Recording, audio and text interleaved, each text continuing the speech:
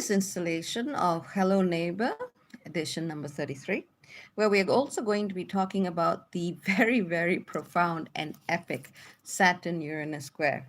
Now, I'm just reminding myself to keep my other phone on silent and making sure that's just getting done real quick. Okay, that's all good. All right. So let's see who's about first. As we do the Hello Neighbors, we always start with the people first because that's at the end of the day what it's all about. So let's see who's about. We'll check in with the fam real quick, and then we'll get into a discussion on what in the heck is going on in the astrology of the now. Now, in case you're wondering why I'm so sweaty, it's because the fan suddenly got super loud here. So, I didn't want that on while I'm speaking. So let's see. Okay. And all right, let's see who's here first. Hello, C. Davis. Hello, Coyote Prophet. Lovely to see you. Hello, Michi. Hello, Kyla. Don't worry about it, Coyote. Go do your thing. You can always catch the replay. But it's good to see you. Hello, Batwoman. Hello, For Curiosity. Hello, Sheena. Hello, Thelma. Hello, Candy.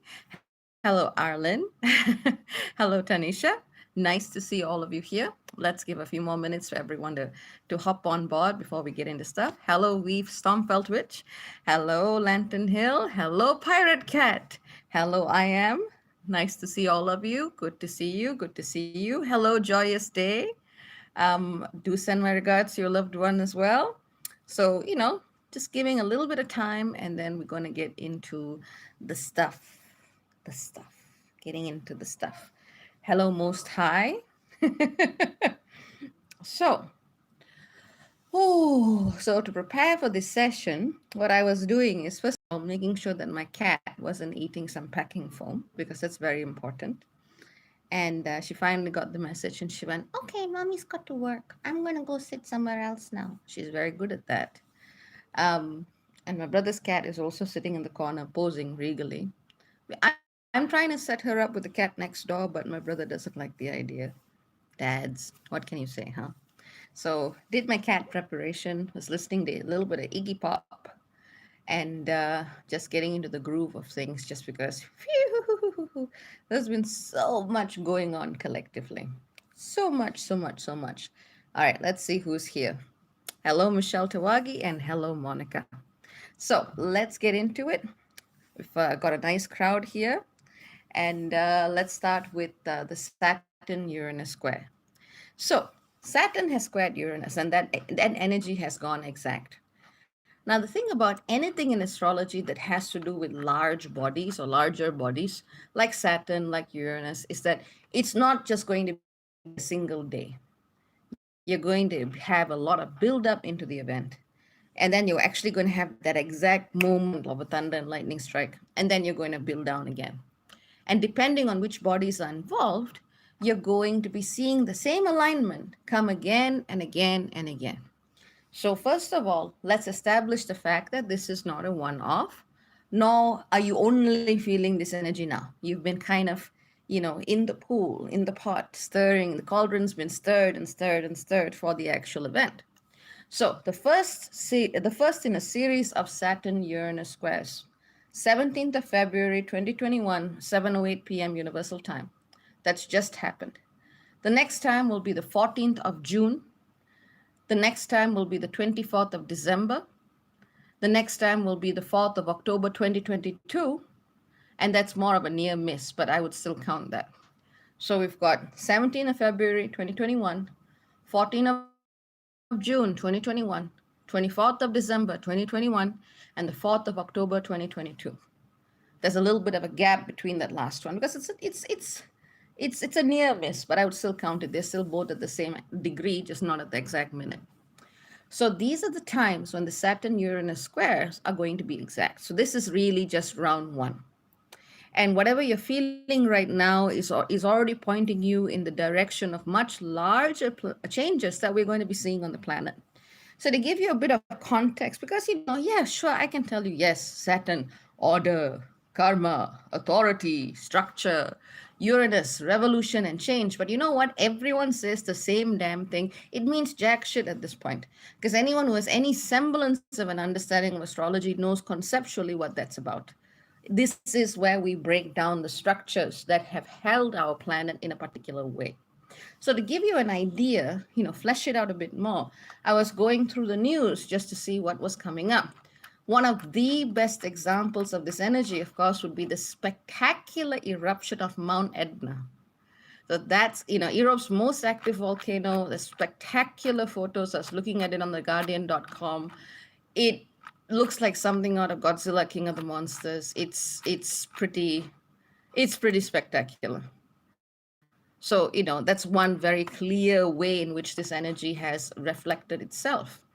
Of course, for those of you in the United States, especially those of you in Texas, you know that there's been major power outages amidst one of the worst storms in history, electricity that's very Uranian connected. We also saw the demolition of former US president's failed Atlantic City casino, demolished before a cheering crowd. That's basically happened at the same time. Toppled statues, an edifice of something that needs to fall. So that's another thing that has happened.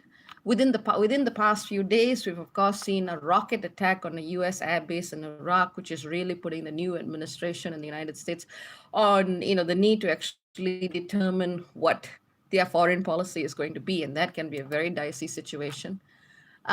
In science, we found, or the scientists have found DNA from teeth found in the Siberian permafrost, making it the oldest yet sequenced so far. So we're actually making breakthroughs on that front, looking at, the very, what makes cells, what makes biological and organic matter.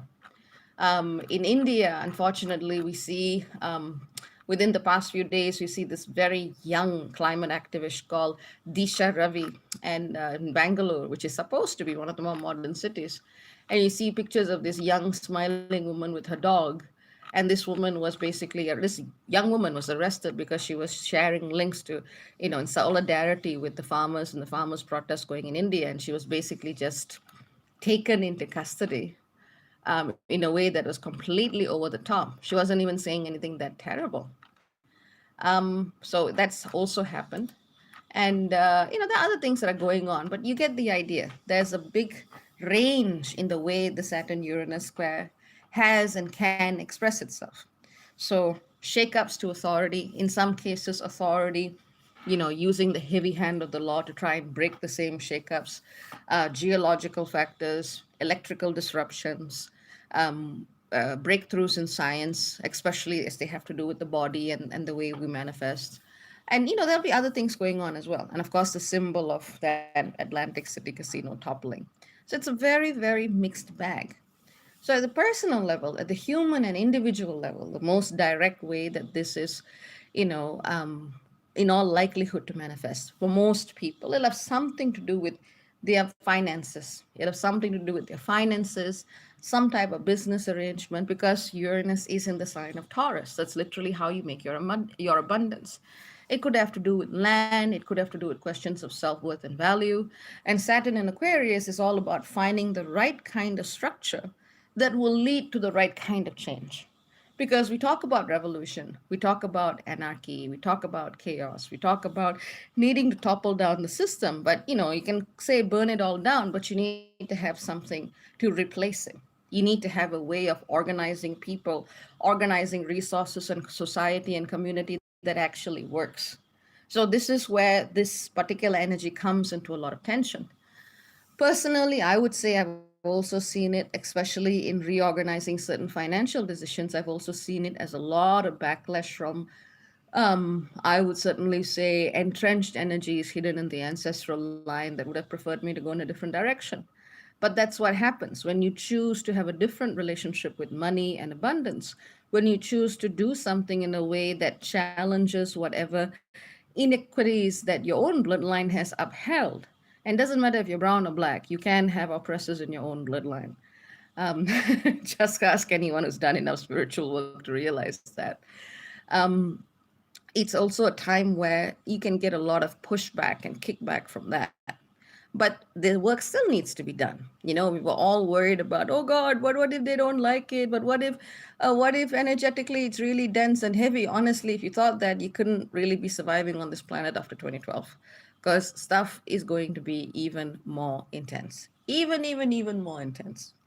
So really, this is the first of the Saturn-Uranus squares, and it's basically just the rumble. It's just the beginning.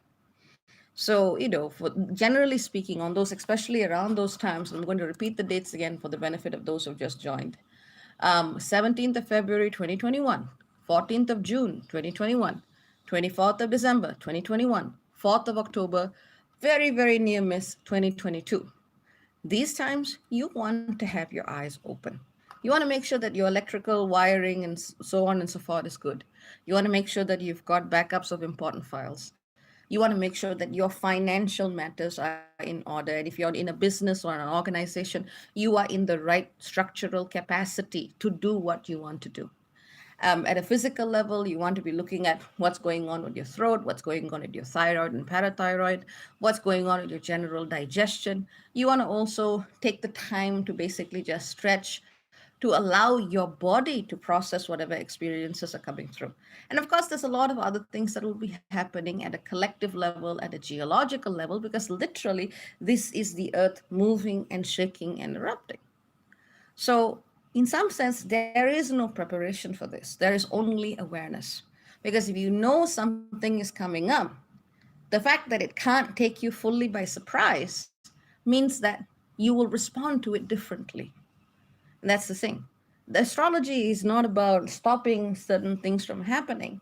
It is about giving you this window of time and space and awareness to say, okay, I know that this big obstacle or this big challenge or this big opportunity is going to come. How am I going to navigate through this? It's like having a little bit of advance warning. If you are the navigator or the captain of a ship, and you are able to say, hey, there's a storm ahead, or hey, that looks like a piece of calm ahead, whatever it is, you will then be able to adjust your response to it. And in so doing, create a different journey. And that's the whole point of all of this. Because at the end of the day, anyone who tells you that they can predict exactly what the Saturn Uranus square is going to bring is lying to you, just because Uranus is all about that lightning strike of unpredictability. Sure, we can kind of talk about general areas, yes, but we cannot specifically say this is precisely when and how it's going to hit. Prepare for the unexpected. That's the most honest way you can look at this situation. So, it's the kind of energy which is going to have different experiences, different outcomes, different ways of shaking up and shifting people's energies. And no one is going to have the same response. And that is okay, because everybody is different. It's not meant to be a uniform experience, right? So, having said all of that, that's basically what I wanted to talk to you in respect to the Saturn Uranus square. And, I'm only going to tell you what I can actually tell you, and that is the fact that our Earth is changing and that we need to develop a deeper connection with the Earth. I recommend everyone at least have one potted plant in their house, even if they're in a little apartment. It helps a lot. Lots of sanity to be gained there, lots of peace to be gained there. Do things that connect with the earth, that connect with nature. And I know a lot of you are in climates where it's freezing outside. But even if it's a little teeny tiny cactus, go and grow it. And in fact, if you can grow things from seed, it gives you a very, very different feeling. That's certainly what I'm experiencing as well. So my neighbors like, watching me potter around going, what are you doing? Oh, and it's funny because they're like veteran gardeners and I'm just like a novice. And I'm like, I'm trying this and I'm trying that, because for me it's like science. And I'm like, okay, so you're supposed to put this and you're supposed to put that, and then that's supposed to happen. And I'm just like observing everything. And they're observing me. So not in a bad way. So it's fun. They're like, so are you growing flowers? Are you growing herbs? So far it's flowers. Let's see what happens. And it's this there's this thing about this house.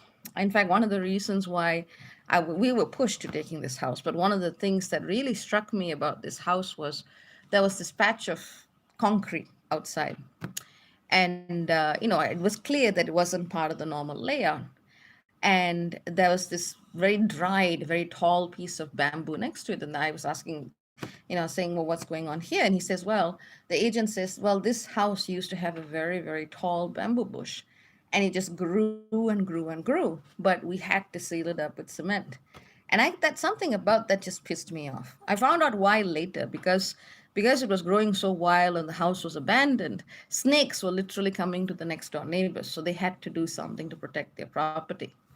But then, I was like, okay, that makes sense. But a part of me always wanted to go and get a bamboo plant back there because it felt like that was what the land wanted.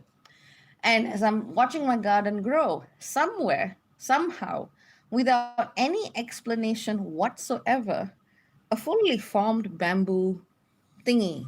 See, that's how much gardening I know. Thingy. A fully formed little baby bamboo thing starts to grow by itself. I haven't planted it. This thing was sealed off years ago. There's no way that it would be hiding under, the cement trying to get through. And there's this bamboo that just starts to grow by itself. And I was like, okay, that's manifestation. That's manifestation.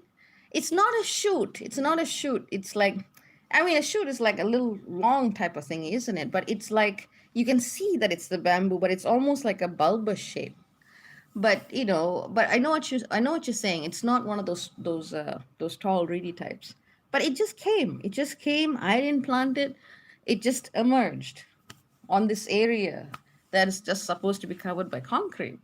I'm like, okay, cool, cool, cool, cool, cool. So, Susan says Bulbasaur. I know, right? Bulbasaur is my favorite Pokemon. But anyway, so that segues us into the Hello Neighbor segment of things. Let's go back to the convo where I left off saying highs, and then let's swap over, or rather segue into Hello Neighbor. All right, Yessie. Hi, Yessie. Hello, LF. Hello, RMF. Hello, Suki. Suki, my what's the word? It's not colleague. My fellow survivor from our near fatal car accident in New Mexico. We crossed the Rainbow Bridge together. That's what we say. Hello, Tanisha. Hello, Christine. Hello, Sheena. I haven't heard from Facebook's Australia press ban, but that would make sense. Hello, Latoya. Hello, Christine. Hello, Allison. Hello, Michi. Hello, Anne Black. Hello, fam. Nice to see you. Hello, Allison again. Let's see. Hello, Tamalan. Hello, Brandy. Hello, Urban Empress. Hello, Shell Jones. Hello, Mindeen. Hello again. Dusty Whistles. Hello, Roses and Bees. Unique Dreams. Oh, yes, absolutely. Tamalan wants to know, how am I doing? How's the kitties? How's bro? Lots of, we're making a lot of big changes in our lives, and that has to do with becoming financially more independent and trying to free us from that toxic mass of inherited debts that aren't even ours. So as we're taking steps towards that, there are a lot of things out there that don't like us doing it. So we've been really feeling the push of it. But we're working towards it. We're doing it. The kitties are okay. My kitty has taken to the habit of sitting in front of my door so that I take her out to go and look at the garden every day. So I just carry her like this, and she's like, "Okay, mommy, that's cool. That's cool." And she likes doing that every day. My brother's kitty is just lounging around, which is what she does. Hey, Susan. Okay. Let's see. Hey, Tamika. Let's see what we have here. LF says, wow, nice manifesto. V-Storm felt witches, did the root system travel? No idea. It was like, this was covered in concrete. That's for years. There's no way this could have happened. Let's see. Tamalan says, recently bought a 2-pound rose quartz obelisk. I can't wait to hug it. Jeez. Whoa, that's a lot of rose quartz. Very nice. Okay. Hello, Sacred Ascension. Hello, Athena. Candy says, hard bamboo breaking through the oppressing structure. It's funny, like we get a lot of plants that all of a sudden have started growing out of this concrete, the same concrete. When I even came to look at the house, I didn't like it. There were no plants there at all. And I was just like, I don't like this thing. And since then, there have been plants just coming through, through the drain system. And we've basically got like, I don't know, I don't know what is going on in my garden. It's just doing its thing. And a lot of birds, you might be able to hear them, have suddenly come to look at me when I garden. Because I'll be like gardening and I'll look at this bird and it'll be talking to another bird. And then I'll look at it and it'll look at me. And then it'll fly to another house and it'll keep looking. So I don't know. Something is going on with the birds. Something is going on with the plants. I don't know what's happening. All I know is gardening is fun. Let's see. Louis Vic 3 says Aquarian blessings. Thank you. And to you, it's Mode says, I like Taco Bell. It makes me happy and I smile. Isn't that the fast food chain? RMF says, we are sowers of the seed. Woohoo! Tamilan says, I had mint in my garden and then it didn't live for long and then it just popped up elsewhere. Nice. Raymond says, hey, hey, hey, from your Gemini subscriber. Hello. Tamilan wants to know what kind of birds are there where you are. I honestly don't know the names of a lot of them. There's a small, I don't know the names. The name that I know is definitely the myna bird.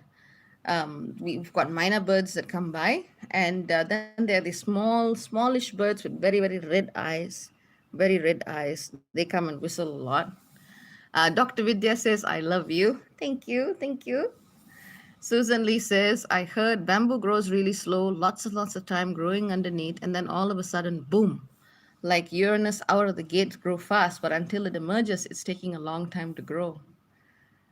I believe you. I believe you. I'm not an expert on this. All I know is I've been pouring water here and there, I've been looking at that concrete and getting pissed off at it, and plants are appearing.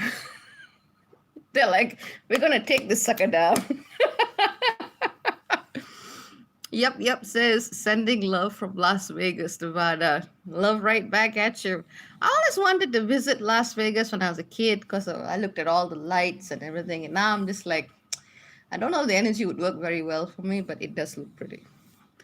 Louis Victory says, I've seen small sparrows and heard mockingbirds. Okay, nice. Dusana says, hello, friends, sending love from icy Portland. Yes, I've seen photos of the storm that you're in. I feel cold on your behalf. I am not a good winter survivor. I know I've lived overseas for several years. I just blank out winter, maybe on the one rare day that it might be the kind of snow that you need to make a snow person. I might remember that, but the rest of it is basically like, I don't know how I survived it. I don't know how it happened. Like, I'm already a fairly large person to begin with. So I'll be wearing one coat and then I'll be wearing another coat on that and then another coat. And I'll basically just look like a bell. And that keeps me warm. And then I'll be like terrified to walk outside because I see pavements. Snow and winter is not my element. No. So for those of you who are enjoying the weather, fantastic. And for those of you who are not, I feel you. I hope everyone is safe, though. I know that there's also a lot of power outages associated with it. While Lovely One says just joining in, hi everyone, hello. We had a conversation about Saturn-Uranus for a bit, and then we're back to Hello Neighbor. Tamlan says, I love crows. I think they're so majestic. We got fair bit of crows here. They just come and they look at you like this, and I'm like, hello, why are you looking at me? And they just look at you like this. I'm like, okay. Cool. Mindin says, such good supporters. Check what's that sound. All good. Yeah, they can. Dr. Vidya M says, headache, nausea isn't abating. Yeah, sometimes that's some of the symptoms of what's going on with Saturn-Uranus. The body is kind of going a little bit haywire because of all of the energies it has to process. Louis Victory says, no squats all over my living room. Jen Busher says, please send sun and warm to cold, snowy New York, USA. I need to move. Aww. Sheena says, I feel like that about hot climates. Fair enough. Tamalan says, I heard crows are as intelligent as a 4-year-old child. I believe that. They play jokes on each other. Ade likes my blue top. Thank you. Athena says, our kitty loves to watch the crows. My kitty likes to watch smaller birds. I think birds she knows that she can go, meow. So she'll look. And then she'll make these kinds of sounds. That's her hunting sound. It's quite funny to watch. Ah, Wild Lovely One says, uh, here in Venice Beach, there's ravens everywhere. I say hi to them very morning. Very intelligent fellows, crows and ravens. Very, very intelligent. In some cultures, they represent ancestors. In other cultures, they represent even certain types of deities, certain types of goddesses, especially the darker types. Crows are pretty badass. They're pretty badass. Let's see. Oh, interesting. Queen Luda says, "Oh my god, I had to do jumping jacks and dancing yesterday, changing anxious feeling into excitement." That's one way of working this energy. Go do something physical. In my case, it's planting and watering and gardening. Tamilan says, "I'm thinking of getting a cat. Any tips?" Oh, I, I, I don't know. Honestly, I don't know. My cat was like stalking the place that I was living in for a week. And she was like very specifically waiting for me because other people, including my brother, who knows stuff about cats, and at that time I knew absolutely nothing about it. She was just like waiting, like, come on, where is she? Show up, show up, show up. So I'm not the best authority on that. From what I can tell, from my limited experience of cats, let the cat choose you, and that would be good, because I think the moment anyone tries to own a cat, it backfires. You must be chosen by the cat.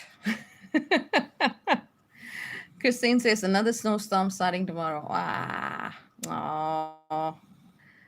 Sheena says, I've never really sought the cat. They always show up when I make myself open to it. Understood. Dr. Vidya says sage seeds aren't sprouting as expected. Hee hee. All right. Now, first of all, and this is something I have learned. Some some seeds, some seeds grow very fast, and some seeds don't. So I'm looking this up. It says it germinates between 7 to 21 days. I am pretty sure it's not been 21 days yet, Vidya. Keep at it. Then see.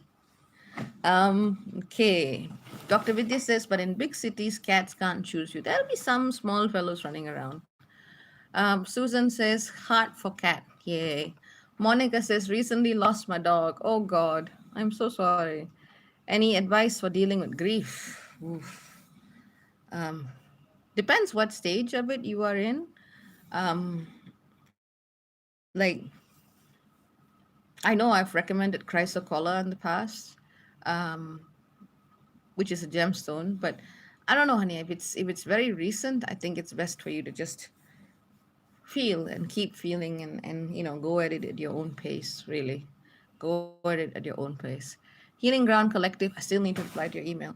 She says, I made the live. Nice to see you. Nice to see you. Tamilan says, the snow in NYC sucks. My dogs love it though. Well, how many dogs you got? NYC is pretty. I like NYC. Well, parts of it. Let's see. Melanie the Grateful says, and some seeds need cold first. Correct. While Lovely One says, hi, Sheena. Oh, Tamalan says, a cat in Brooklyn chose me. I named her Alice. She comes around when I'm doing spiritual stuff. Oh, Allison is also grieving their doggy girl. Oh, Christine said, I asked my dogs to visit me in my dreams after they passed. That's a good idea. That might work. That would work, I think. Because they don't always, like, from what I've noticed, like sometimes when I get clients whose fur babies have just passed, I'll be like, you do know they're still around, and they're like, yeah, I know. So it's like, talk to them the way you would normally talk to them, or you could ask them to visit you in dreams. But just like, they don't always just suddenly go and bush. The spirit's no longer there, because these beings, they come to us because they love us, they care about us, and we're their family. So they're not just gonna go, goodbye, I'm done. So just keep talking. That's probably the best advice that I can give you, Monica. Keep talking and just keep staying in that flow. Let's see. Raymond says, hope you're well. I just got here. Anything we should look out for here in the US? Or should I rewind the video later? Rewind later. But in a nutshell, Saturn, Uranus, nobody can predict anything. Really, you can't. It's basically change, revolution, transformation, reorganization of structures, and watch out for your electricity and health and finances. But this it's like there are too many things happening because of this alignment, and sometimes you're not actually going to see it in full. And we've got so many different instances of the Saturn-Uranus square coming up this year and one instance next year. So prepare for the unexpected. We just know that it's coming, and we just got to be in a place where we are best prepared. Let's see. Do, do, do, do, do. Anandanis says, love means whoops typing with claws, lol. How's your fur baby? She's okay. She's okay. I think she's probably sitting. The other day, she had found a little nook in the sink, and she was just sitting in the sink like this. That's what she does. She sits, both the cats, they sit and they dramatically pose like they haven't been fed in 20,000 years. Especially my brother's cat. She has this kind of face that goes, "Oh, Lucky has no food." Yeah, that's why she's chubby. Because she keeps giving me that face. And I keep falling for it. It works, clearly. Christine becomes, when I felt a pounce on the bed, knew that we're visiting. Okay. Monica says, do dogs become like ancestors protecting you? I suppose they could. I don't see a reason why they shouldn't. I mean, like when someone is so deep, I mean, it depends on your level of connection. But I wouldn't see why they couldn't also be present there. I don't see why not. Okay, okay. Tamalan says, I have two dogs, a Chihuahua that he's raising, okay, and a Sharky. I don't know what's a Sharky. Was a Valentine's Day gift 5 years ago. Oh, that's nice. That's nice. I just have one kitty girl and her cousin. And really, they're enough. They're enough. My respect to people who manage multiple fur babies and human babies at the same time. And some human babies. But fur babies, yep, I'm cool. I'm cool. Let's see. So, oh, interesting. Okay, Anadonis says, what's your take on the US government going after the creator of Bitcoin? Seems very Uranian square in Capricornian. Yeah, that would be a good example of the Saturn Uranus square. That would be my take on it. It's a good example.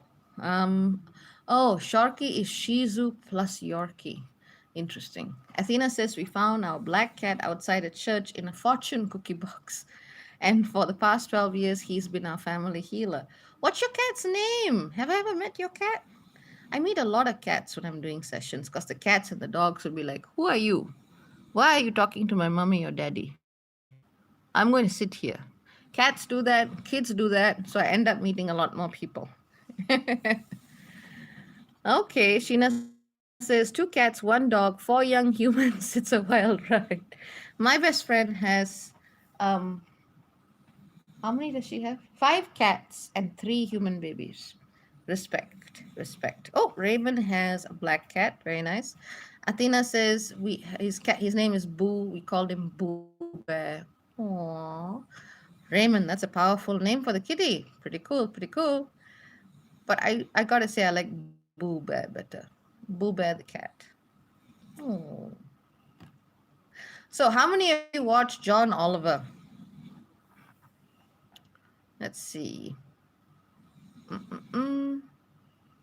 How many of you watched the recent John Oliver?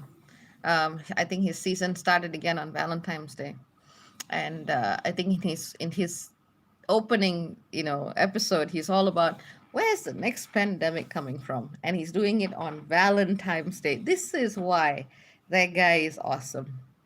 I was like watching an interview of his on the Colbert Show. I like calling Cold Bear, like Cold Bear. So I always tell my brother, let's go watch some Cold Bear. And I kind of like him because he says stuff like, so John, would you consider this a good show to watch for couples on Valentine's Day? And he goes, well, it depends on what part of their relationship they're at. For a first date, maybe not, but for a last date, yes. I adore that guy. I adore him. All right, so let's get back to that before I get on my John Oliver. Whee! So, Louis says my cat is Prince, like the artist. That's pretty cool. Taylor says plants can read water, so if you soak and water your garden with that, the plants will produce more of what you're lacking. So symbiotic. So clearly, I am lacking breaking through the concrete and systems of oppression. Okay, I like it. Go plants, go. Live Aloha says, yes, lol, my black cat came around me during our last session. Let's see. Dusty Whistle says, John Oliver was so good. Yes, yes. Anandone says, I miss having my cat familiar. Aw, when she died in 2019, I feel like a large piece of me died with her. Oh man, that is something that I haven't experienced yet, and I pray that I will not have to experience that for a long time to come. I don't even want to think about it. I do not even want to think about it, because it's like, especially with the pandemic, the girls have been around us all the time. So even if I leave the house to go and water or just go for a walk for 10 minutes, my cat's just like, Mommy, she has left. No. And she just curls up and looks. She meows for a bit and then she curls up and looks sad, or she'll sit by the door. That's what she does. So it's like, yeah, we're tight, as they say. I believe I'm using that word correctly. We are tight. But yeah, someday I'm sure it'll happen. But my, you know, my empathy and admiration for those who have lived through that. Let's just put it that way. So let's see.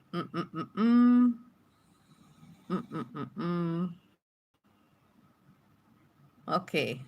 Sheena says, my husband just waved at me. They had, I am less media savvy. Tamalan says, you spoke about John Oliver before. Who is he and why do you like him? As he himself would be the first person to admit, he basically looks like a British Muppet puppet in the shape of a parrot who works at a bank and carries a briefcase and wears square glasses. He'd probably riff on that a bit more, but that's his general vibe. It's that look of that proper Englishness, but the moment he opens his mouth, it's anything but. And he's someone who's very intelligent, but also very compassionate. Like, he will look at a deeply critical political story or an issue of real humanitarian concern. He will go and do the research, and he will lay it out in such a way that no amount of government obfuscation or rhetorical politicking or whatever can actually keep people away from the truth. So when John Oliver does a piece on something, they even call it the John Oliver effect, because people's eyes are opened. I can't say I always agree with his take on things, but I appreciate what he's doing in the world, especially with the space that says, hey, people, remember critical thinking? Remember what it looks like? This is what it looks like. Please go and do it. And he's also done stuff live in his show, like forgiving millions of dollars of medical debt. You got to watch that episode to see how he actually did it. And he actually holds a lot of people accountable for abuses and excesses of things that they really shouldn't be doing.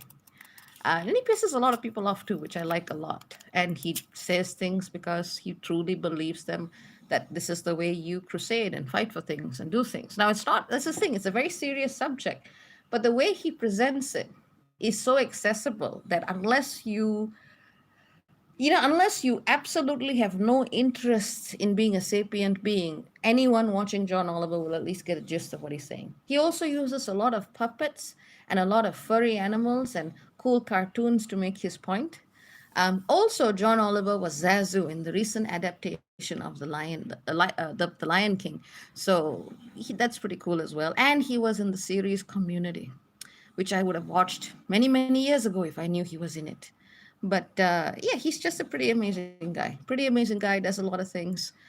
Also interviewed the Dalai Lama, also interviewed, I believe, Edward Snowden. And he does really serious things, but in a way that is full of so much satire and play. You don't realize how serious it is unless you really sit and think about it. So what he's doing is quite unique, quite unique. Let's see. Okay, Tamalan says, I hope you land on his show one day. Oh God, I hope not. He does not think very highly of psychics and spiritualists, but well, maybe in my political science hat, we'll see. Raymond L says, I appreciate all this cat appreciation. Yeah.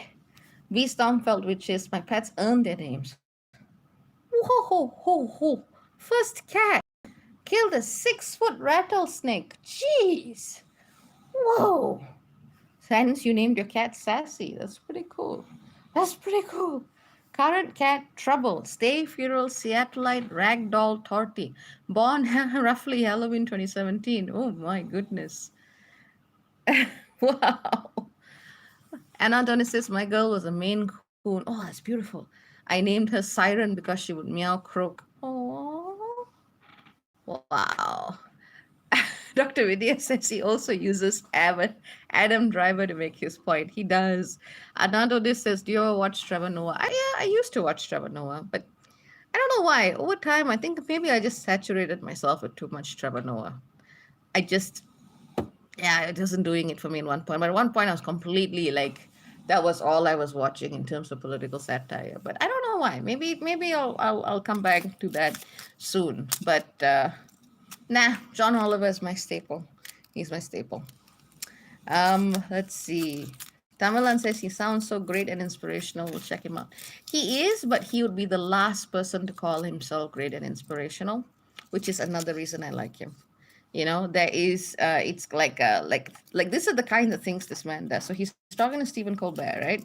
And one of the things they do is a BuzzFeed quiz. And you got to understand, for those of you who don't know what I'm talking about, these are guys who take very, very serious, painful, poignant issues and they present it back to a mass electorate who has forgotten how to think or forgotten that they need to. So they have to use a lot of satire to actually drive home, very, very powerful points. And they intersperse this with a lot of comedy. So Colbert asks John Oliver to fill out a quiz of which Muppet are you? And just so you know, John Oliver did do a newscaster setup with Cookie Monster, which will give you an entire sense of the make of the man and why I adore him. They did a lot of outtakes as well, which was very good. So and in my head, I already knew who he was going to get. And he goes, "All right, John, do you think you're going to have Kermit?" And John goes, no, I don't think I have the confidence for Kermit. I'm thinking to myself, bullshit. And as I predict, he gets Miss Piggy. And he goes, what? And he gets, yes, you are outspoken, you're vocal, you say the right thing, and no one can deny you've got your own style. And I'm just like, nailed it, BuzzFeed. Nailed it. Let's see. Okay, Overflow says, hi, Dr. B. Hi, everyone. Just joining in from the Atlanta area. Hello, hello. Anadonis says, the cat was a cuddler, but not a swimmer. My girl does not like water. She can swim, but she hates it. She hates it. But she's not even a cuddler much. She's more like, I will sit here and let you know that I am here. Ariel says, Oliver, Colbert, Bill, Trevor, they're all paid off. You know what, honey? Everyone doing a job is paid by someone to do it. But when you personally can actually forgive someone millions of dollars of medical debts that they'd be paying for decades in their life, then talk about paying someone off.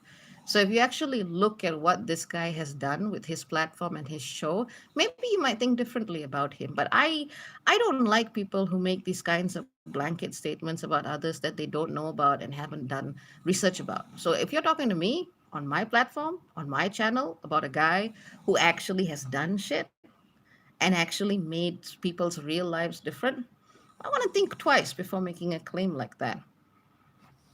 But moving on. Tamalan says, I'm Miss Piggy as well. Hella sassy. I get that. I get that. Yeah. We Stormfeld, which thinks, I think Trevor Noah is not having fun doing his job anymore, and it's making its content suffer. Colbert went through that as well. Louis Victory says, blessings to the black kitties. Glad people are less superstitious. Oliver is cool. Yeah, He's pretty cool. He's pretty cool. Sheena says, my Luna is happy listening to you. Got her happy enough. She's drooling all over me. She's a good cat. Aww. Christine says, her cat was not just a swimmer. He just meowed to have the bathroom sink water turned on so he can splash around. Aww. Aww. That's nice. That's nice. But like I said, this is a hello neighbor. We're just hanging out and chilling and talking about cats, talking about shows, talking about stuff because it's not all just about the serious heavy duty stuff. I know a lot of people do this, and heck, I was one of those people too. I was like, yes, this is the intensity, this is the truth of it. And over time it's just like, well, fuck this. There's always intensity, it's always truth. Why? I mean, I wasn't doing it to bait people or hook people on with the energy of it. It's just like, for me it was always like, yes, the skies are doing this and they're doing that, but you know what, they're always doing something. Today I was looking at an alignment that was from 500 years ago, and it was about as intense as what was happening today. In fact, I was looking at the alignment surrounding the first sighting of the Virgin of Guadalupe, and I was looking at that going, shit, okay, she came at a very powerful time. And it's just like, at a certain point, I just kind of, when the more information I had, the more I realized, enough with the hype. Enough with the hype, enough with the, you got to do this, you got to know this, because every damn time, I mean, the skies are always doing something, every damn time. And the more seriously to take it, the more you're going to get hooked into the drama cycle of it. And it's the kind of energy where, nah, it's just not needed. It's just not needed. I'm very much resonating with the very, very much resonating with that whole chop. I always get the words confused. I sometimes I say chop water, carry wood, but obviously it's chop wood, carry water. I'm very much resonating with that because that seems to make the most sense. Bring it down to the most baseline. Bring it to the baseline. Anyway, I want to tell you guys about something funny. Guys, girls, people of indeterminate gender, but guys, just easier to say. Just used to it. Tomatoes. I could call you all tomatoes. But so it's like, I I've been having conversations with my significant other, and he's like trying to get me into rap, and I can't do it. Like, literally, if you send me a rap song, I can't hear most of what they're saying because a lot of the time it's happening so fast. I'm looking at it going, oh, the music is cool. I literally have to read the words separately and then think about it and go, oh. So he's like, come on, baby, you need to learn how to rap. I'm like, I don't know how to do this. I can't do it. I just don't have that kind of voice. Now, jazz, fine. I could do that, but no. So I'm going to do an independent study project when I have a little bit more time on my hands, and I'm going to go and study what all this rap business is about. What is hip hop? What is rap? What is the structure of it? How does the music flow? Because I was classically trained, and I always had a year for classical music, so I'm much more used to that structure. So I've decided that I'm going to do an independent rap study project. And yes, I'm not saying I'm going to do it, but I'm so I can appreciate it because he was saying, it's important. I'm like, okay. I think the only rap song that I actually like is Gangster's Paradise. But that's because I can hear every word. I can hear everything. And I get it. I get the context because I used to do that kind of social work with kids from those kinds of backgrounds in the beginning. And I was like, okay, I can relate to this. So, yes, that is a new project, a new hobby that I'm going to be looking into. Let's see. Gender of the day, tomatoes. Okay. Here we go. There we go. Okay, so Lauren, we've got suggestions. Lauren Hill, Snoop Dogg, Spanish rap, hip hop, and rap were created as an artistic venue for urban folks to express their discontent with the circumstances they faced.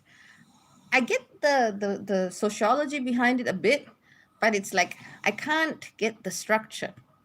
Like, I mean, I know this isn't like, oh, I know this isn't like, obviously this doesn't count as rap or hip hop, but you know that John Legend song? I keep forgetting the name, but it's the one which he writes for his wife. Came out about 8 years ago. Just looking up the name. My partner says I should sing, but I think he's a little biased. But anyway, but yeah, all of me. I've been trying to like learn how to sing that song. So what he's doing with the piano is one thing, but the way he's moving his voice is completely different. That's the one. Yes, Tamalan, all of me. So that's the one. Yeah, yep, you got it. You got it. So, it's like I'm listening to the rhythm of how he's actually singing it, and it's got nothing to do with the piano. The piano is doing something else, his voice is doing something else. And I'm thinking to myself, okay, this is a very different thing. So, I'm going to go do an independent study project. And I shall tell you what I find once I understand it a bit more. Because I remember someone was complaining when I was singing Silent Night for Christmas. Indian people don't rap. I don't think we do rap very well. I was looking at my brother and I was going through the few Indian, well, at least in Tamil, rap songs that exist. And it just doesn't sound, it doesn't have that sound. It just not the same sound. But anyway, so Sugar Hill Gang. All right, all right. La Nina. Okay, Mala Rodriguez. I gotta look at these. I gotta look at these later. So, I'm having like a study list. Excellent. So I was telling my brother, I'm like, okay, so first I need to understand what is the structure of rap? How do they rhyme? What are the bars? What's the social and historical context? And he just looked at me and he goes, oh, God, okay, Hermione. It's true. It's true. If I was in a Harry Potter quiz, I'd probably get Hermione. It's just how I work. It's like if I need to understand something. So that's a fun thing that came up recently. Um, so I will let you know what my explorations with rap look like. But yes, that is another thing that I am doing. Let's see. Queen Luna says, look into Eminem. Okay, cool, cool.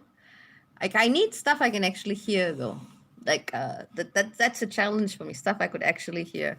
Mokti says I could have used this heads up yesterday. Mokti, you need to join Tier 23, honey. You want the heads up, you want the intel, pay for it. Go join Tier 23. V Stormfeld, which says I'll post some music in the comments. That'll be good. Christine says, how about blues? I like the blues. Um, good, good. Louis Victory says, I'm rapping right now. Uh, that's what my boyfriend says. He says, baby, you rap each time you speak. I'm like, what? No, I don't. I don't know how to do this. But, Tamalan says, hip hop and rap are rooted in the celebration of blackness and black culture, as it is black history in the States, and I am an Afro person. I'll say black joy is liberation. Yay! Anadonis says you were called Hermione. I said, if I did tests like Harry Potter universe, I would be Hermione. Dead to rights. Okay. Vibrational Alchemy says underground hip hop is way more intellectually interesting than mainstream. You got any suggestions? Louis Victory says Kendrick Lamar sells many good seeds and uplifts other artists in his sphere. I've heard that name. I've heard that name. So, this is a different genre for me because, like, I don't get it. So I'm trying to get it.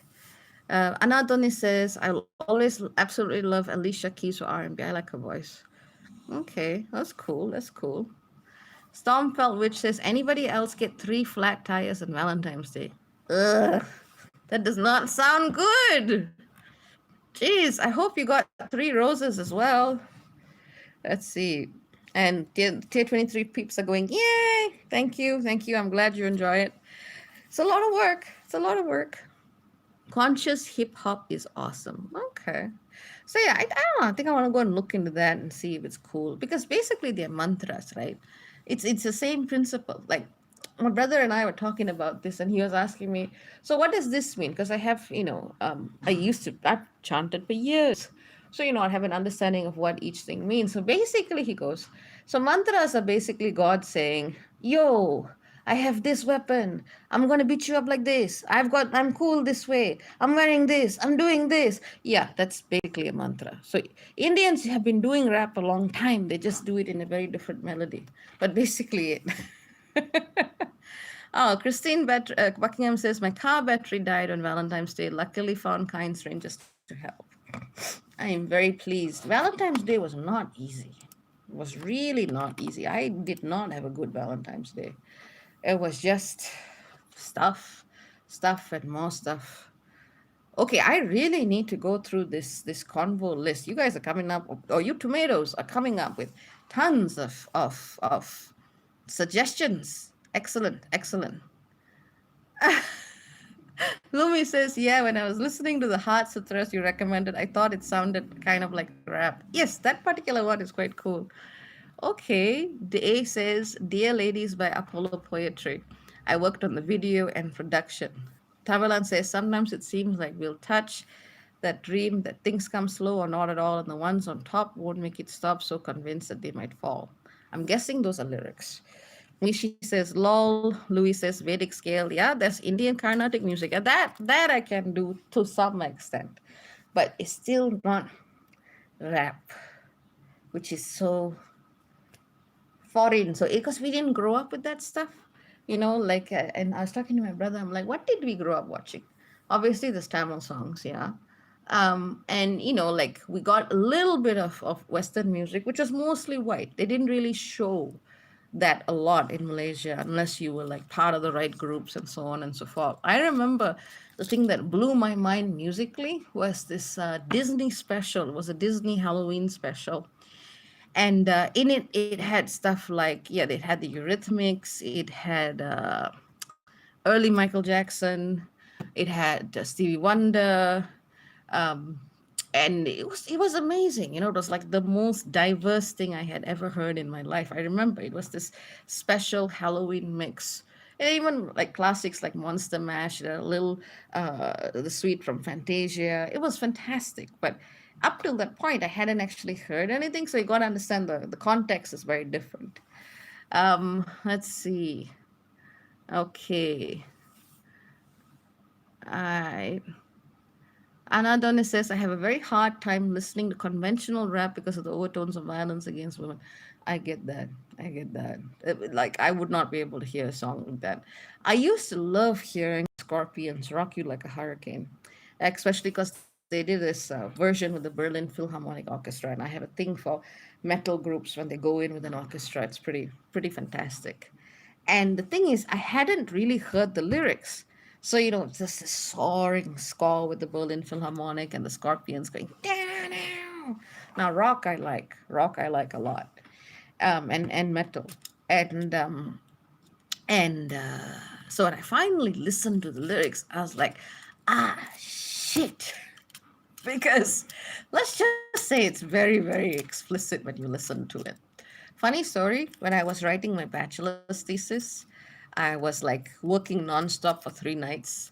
And I think, what was it called? The Epistemology and Ontology of Sovereignty in International Relations. That was what I was doing for my bachelor's. And I was with my best friend, one of my best friends. And so and the thing is, for me, when I'm focused on something, I just listen to the same song on repeat. So my brain doesn't, like, it's almost like white noise for me. I'm kind of distracted by the most immediate things and I just focus. And so she got traumatized by that song and Europe's Final Countdown.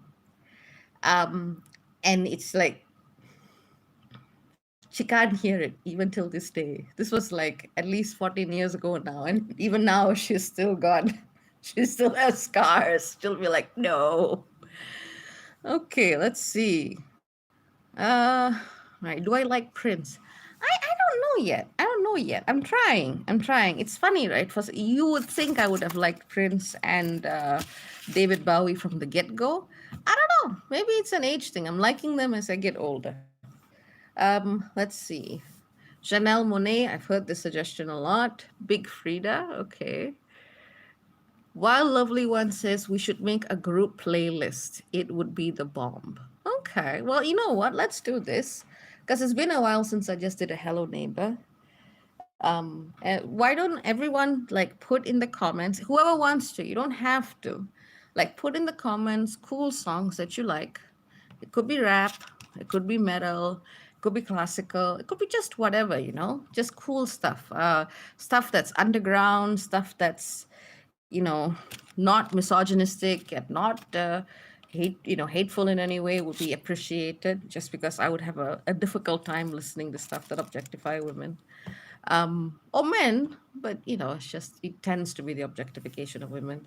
So write me your suggestions. I'm sure there's other people out there who would also like to, and I like Wild Lovely One's idea, so make a group playlist. Let's do that. Let's not make this space about all about the work. I am guilty of that a lot. So yeah, just feel free to share. Feel free to share. Um, I gotta tell you, the singer, and this is really funny. Like, I'm sure most of you know Adele, if not all of you. And I remember when I was in England when "Rolling in the Deep" came out. Now that is one song I can sing, for real. One song I can sing. And so, but it really goes to a deep place, right? Rolling in the deep, because you're rolling in the deep. So I'm like singing it, and my brother knows whenever it comes on, I'll just like sing it and belt my heart out. But then my boyfriend was on the phone, and he's like, "Okay, sing it," because he likes hearing me sing. And the thing is, I couldn't go to that place. I just kept grinning like an idiot. So instead of, going into this deep, deep, deep place to sing, I'm like smiling, going, yeah, it's a completely different feeling. It's completely different. I also like Skyfall. That woman has got range. Adele has range. Oh, Ella Fitzgerald. I like Ella Fitzgerald. Okay. So many things, so many things. Loving all the music from Black artists being recommended. I feel in the right place. See, I don't know much about that stuff. So I have to learn from you, from all of you, because I don't know much about this. Let's see. House music. You'd have to first tell me what that is. Um, Oh, Lizzo. Yes, yes, I do like Lizzo. I do like Lizzo. She's cool. She's very cool. I like her body positivity. That's pretty good. It's Queen Latifah is also very cool. I like her too. Yeah, yeah. So there's a lot of stuff for me to look at. Cool, cool, cool, cool.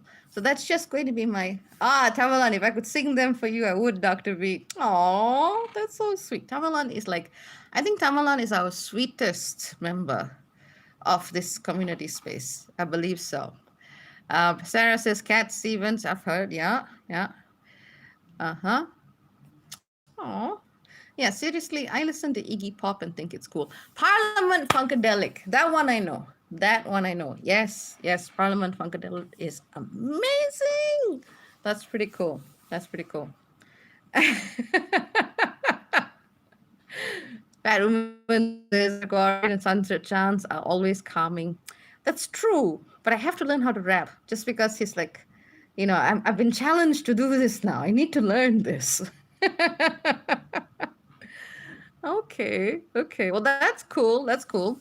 But I feel like we've been talking about this for a bit. But as I said, those of you who want to, please, please, go to the comments and share whatever you want to share. Put links as well. I'll listen to them when I got some time, and I'll make this a side project to understand what is going on. Bjork, just listen. I have no description at all. I've heard one Bjork song. One. Okay. Oh, that's cool. That is so cool. Huh. All right. Okay, Batwoman is signing off. Now, remember, this is a Hello Neighbor. You just feel free to go when you need to. We're just chilling, chilling, chilling. Let's see. Because my brother was trying to tell me what's rap about, and he's like, it's like a declaration. And it's like it's a declaration when you've been oppressed and that kind of thing. You get out there and you say it, because he's very political. And um and I'm like, okay. So he said, come on, declare something. So I declare it, and I'm like, okay, so this is what I think. And he's like, come on, I've heard you on Hello Neighbors. It's like when you get pissed, you're not even going to say, I'm going to do this, I'm going to do that. You sound like you're going to cut somebody. You can rap. I'm like, I don't know how to get to that place. So, but oh, Day wants to know how I feel about MIA. She's got a story. She's definitely got a story. Definitely got a story. So, but this has been a very enjoyable discussion. I've learned a lot from everyone and from everyone. And how it's to just listen to it. I mean, I will be the first person to admit a lot of my musical influences also come from watching X Factor and Britain's Got Talent, which we actually learned a lot from, quite surprisingly. That, and I used to be a huge Simon Cowell fan. I guess that shouldn't be a surprise to anyone who knows who he is. But yeah. So let's see. I think it's about time to start signing off anyway. So, if there's no other major topics, oh, Teraf just got on. Why? So, Teraf, we started talking a little bit about Saturn Uranus. We talked a little bit.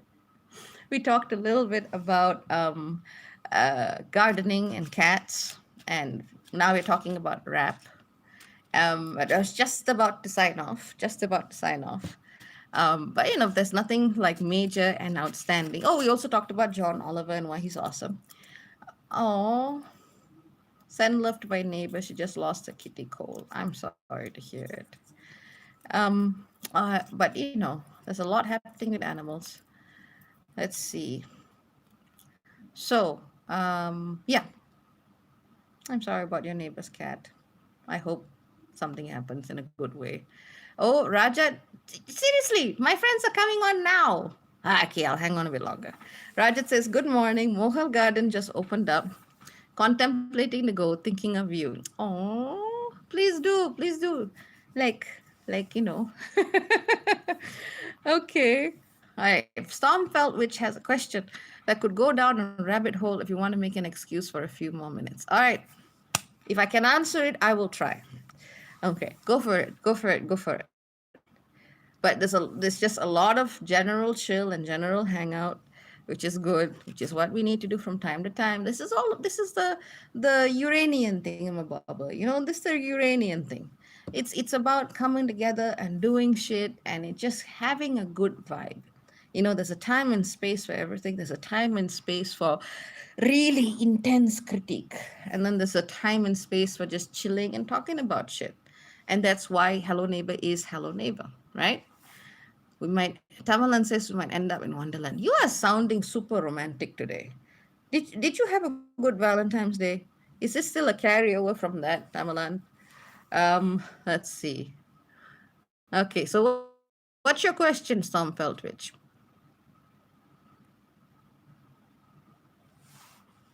Waiting for this esoteric question. It's going to be really anticlimactic if I just look at that and go, yeah, here's your answer, bye. Let's see. Louis says Aquarius moon here. Okay. Okay. Cool. Everyone's waiting for your question, Storm Feltwich. Come on. Oh God, no, why? Oh no. No, I knew this was going to come. I knew it. No, I try to get me in trouble now. All right, let's do it on this first. Chart shows Saturn and Uranus in Sag, second house opposing Mars in Gemini. Ouch. Advice. Whoa. Yeesh. Healthy food, physical exercise. You need tons of that to balance those two out. That's what I would say. We Stormfeld witches. I sorry. I knew it. I knew it had to come. All right. So okay, now I wanted this to be very clear because I knew that this was somewhere somehow this question was going to happen. See, Sadhguru is a very interesting character. He's a very interesting character. and he's respected and beloved by very many people. And he's got a style. I remember when he started becoming popular, I looked at that guy and I was like, okay, I like the biker jacket. I like the look. I like the fact that he's talking about stuff. He's very charismatic. The idea of what he is doing is very, very powerful. And for people who want an introduction to spirituality, for people who want to have a basic answer to some of the key questions, he's a very, very powerful guide. So hang on, Sarah, hang on. But one of the things that, and I was interested, I was following this from a side. I was connecting with the energy remotely, going, okay, maybe I should have a look, because as most of you, those of you who like him, know that one of his preferred focuses of feminine energy, in fact, his key focus is the Bhairavi concept. And as you know, that's the being that I got. I share the name with that being. And so I was like, okay, fine, let's have a look. Let's see what this guy is about. But then I don't want to talk about my personal impressions of him. I'm going to reserve the right not to say that. But I will tell you what I can say objectively. Objectively, is that what I did not like about him was the way he treated the locals versus the foreigners who came to visit his temple. And for me, it's stuff like no matter how powerful a person is, no matter how well versed, educated, charismatic, and dramatic, or whatever a person is, if you do not give each individual basic fundamental dignity and respect, irrespective of their race, irrespective of their religion. Now, it's different when someone is coming in to try and disrupt you or disrupt your space. You need to cast them out. All right, so that's different. But when someone is actually, and the thing is, this is not uncommon in India. This is not uncommon. The moment you go to a space, if you're a white person, you will basically be treated like God, basically. So for me, the fact that he has a problem with that and he has not managed it says a whole bunch of things to me. And so for me, I don't want to comment on the man and his connection with spirit, but I will say that when I found that out, I was deeply disappointed. And it was not from, people who are not just random people, but people I knew who actually went there and who talked to me about the treatment that they had received. It is very clearly internationally focused.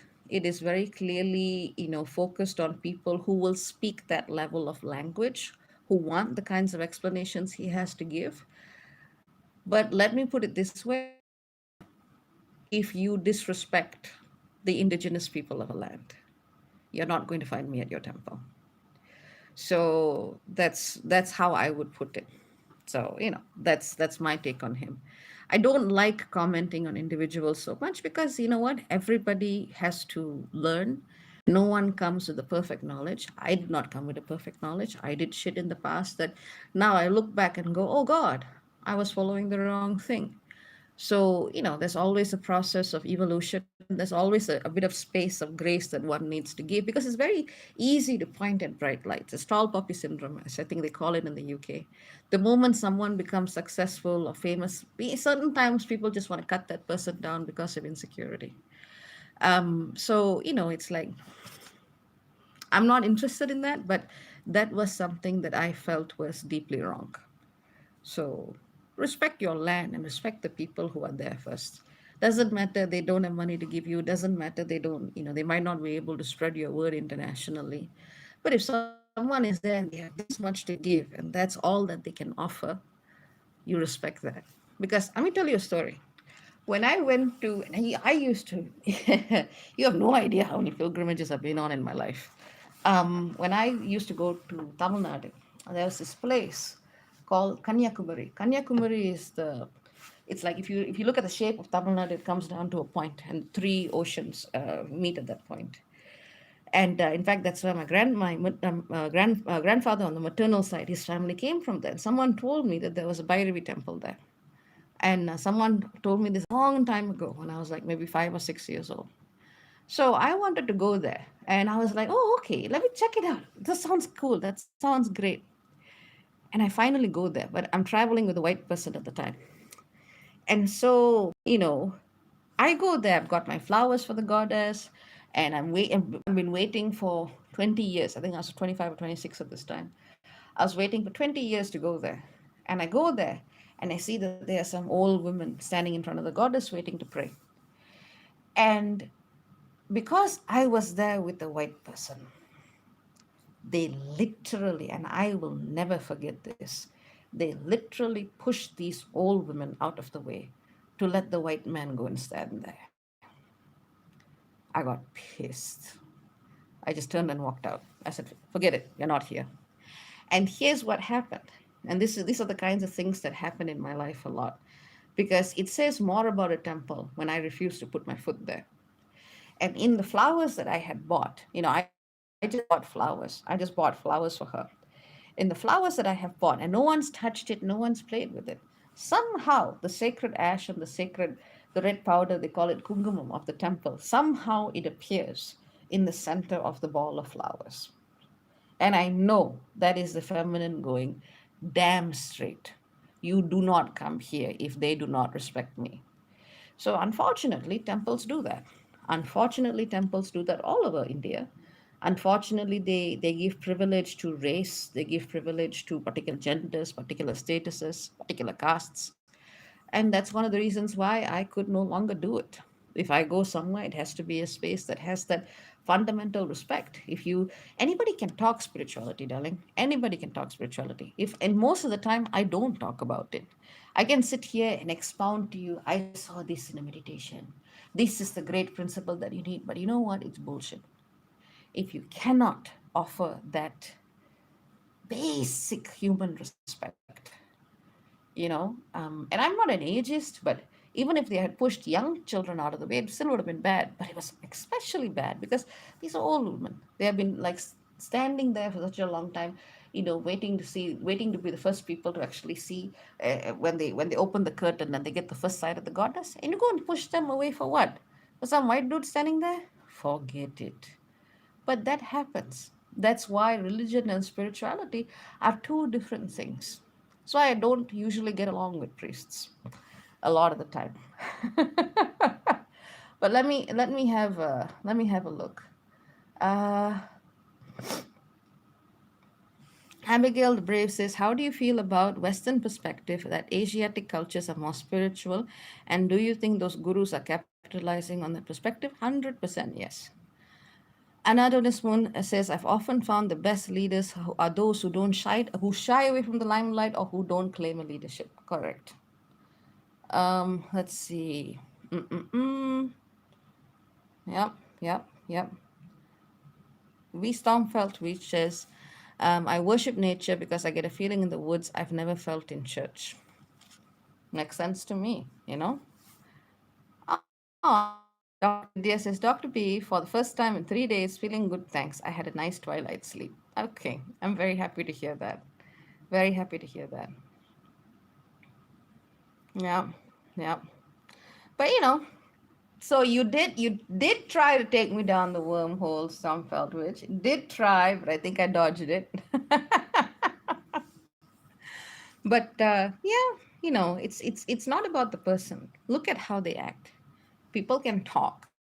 People can talk all the time. People can give a very careful presentation of self because you can manage a media appearance. When you have a certain look, a certain, this is who I am, this is the only role I play, I'm like, okay, I understand what you're doing, but is that spirit? I don't know, but I can't judge you because I don't know the all of you. All I can say is at a temple where that kind of discrimination is happening, something not right. Something not right at all. So, there are also certain other political issues that have come up around that center, and I'm not particularly happy to hear about that. But let's see, what else are we going on here? Mm-mm-mm. You guys are like talking among yourselves, which is great. I like it. I like it. Yeah, I would say hopefully that answers your question. Um, yep, yep. Anything else? Oh, Annie just came on. Hello, doctor. Hello, Annie. Abigail Brave says, "Scared of the cradle of man." Now, Africa, I have not been to yet, but I hope to soon. The energies there are incredible. I get a lot of African clients, not even African American, but African clients, and it's quite amazing because sometimes their land will immediately speak. It's like it's a familiarity. I'll be like, "Oh, do you have a thing that is this or is that or is that?" And they'll just be happy to see me. And sometimes there'll be like lots of rain and lots of thunder and lots of lightning, and I know the land is happy. There's some very pure energies in Africa, and I've just been waiting for the right time in my life, for the right reason to go. So, there are other journeys that need to be taken. Let's see. For curiosity says, as an Indian, I agree 100%. I have always had an issue with priests of all cultures. Yes, they are human first and should be held at a higher level than an average human. Their conduct should be held at a higher level. Yes, when you are a priest, priestess, facilitator, there's a certain standard that you must maintain. Let's see. Christine says, my cat just took his paw and bobbed my nose and purred. Good cat. Yep, yep, yep. Oh, okay. That's interesting, Tamalan. That's very interesting. Okay, okay. So, I've been doing a little bit of research into just how the thing we got to remember is how whichever continent we are on, whichever continent we are looking at, whatever gods we're looking at, a lot of the time they get recycled. And we see the same divinity either in a syncretized form or they arise almost you think it's someone else, but it's the same frequency just in a different form on a different continent. There's actually a lot more that connects us as a human species that divides us, and religion won't tell you that because religion is also a form of control. This is my way, and this is something I used to hate at the Hindu temples. They'd have signboards going only Hindus allowed, and I asked myself, am I actually a Hindu? Because when I see that kind of signboard, I just don't want to go inside. It's like, why? And in India, I've had a lot of joy visiting the oldest synagogue in Asia. That was quite interesting. I like synagogues. You don't find them in Malaysia for political reasons. And there are some old churches, and it just is this God, goddess, divinity in everything, whether it's a human made construction or whether it's a tree on a piece of land that's happy. At the end of the day, that is what you need. You don't need more than that. Let's see. Mm-mm-mm-mm-mm. Same frequency, different names. Yes, that's exactly it. But it is yeah, Dr. Vidya says the one in Kochi. Yes, yes, yes. Is that Dr. B? Is that due to cross-cultural pollination? Um, Partially, but also because independently, we just see the same activations happen again and again and again when we find similar energies pop up. It's like there's a certain set of archetypes, and we just see these coming through different cultures. Sometimes it's direct cross pollination, and sometimes they emerge organically. Mm-hmm. I see.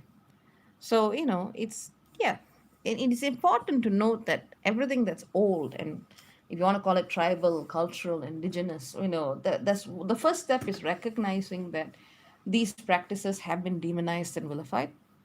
And there's a second step in recognizing that that projection of demonization and vilification has actually led to the distortion of many indigenous practices, even by the practitioners themselves. Like, I remember, someone with a very, very traditional background took one look at me and decided they wanted to marry me, which was a stupid thing to do.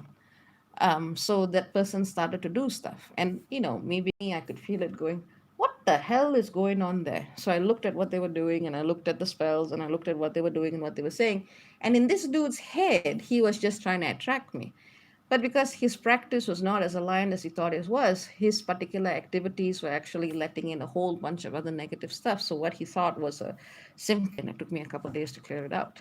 So, just because something uses a name of, we're going back to our roots, we're going back to our origins, we're going back to older practices, doesn't mean that it's all good either. There's a lot of cleanup that needs to happen there. But the first step is to recognize that it's It's there, but it's not all great, you know. And it's very hard for people who have been forced to tear themselves away from their roots to make that second step of, okay, now I know that I have access to something that's not as evil as what I've been taught to think. But then when you actually look at it, there's a lot of factors of it that need to be transmuted. So, you know, there's a for cultures that have had this sense of disconnection, recognizing what you've just reconnected with needs to be transmuted or let go of is the second step, and that's not easy. That's not easy. Dr. Vidya says, you have no idea, that place keeps calling me, been there 3 times already. It's a beautiful place, that synagogue. Very, very beautiful. And there's, in fact, a little art gallery in Kochi next to it where I used to like hanging out. Let's see. Okay.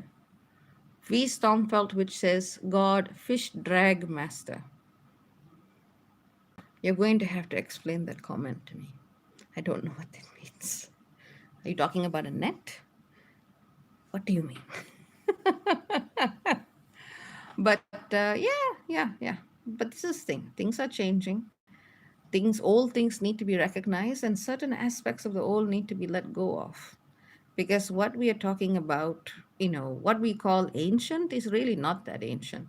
There are even older forms of magic that have come and gone, and nobody remembers because there's no written record. So it's like, just be cool with it. At the end of the day, is something affirming your life force in a way that makes you a better human being, that gives you a more loving relationship with this planet, with other beings on this planet in a way that is respectful and consensual. You're good. Doesn't matter what path you follow. Doesn't matter what you call yourself. Doesn't matter how old or young you think your tradition is. But when it fails to do that, then chuck it in the fuck bucket and move on. Which is how I'm gonna close this particular installation of today's message. And thank you for that question, Stormfeld Witch. That was a good segue into something a lot deeper that I wanted to touch. And much appreciation to everyone for interacting and creating the right kind of space for that to come through. So I send all of you love. I send all of you very, very, very many blessings. Remember, you don't have to take anybody's word for gospel. Not mine, not anyone else's. Follow what is here. So, very, very blessings and lots of love. Ciao, ciao to all of you. Bye.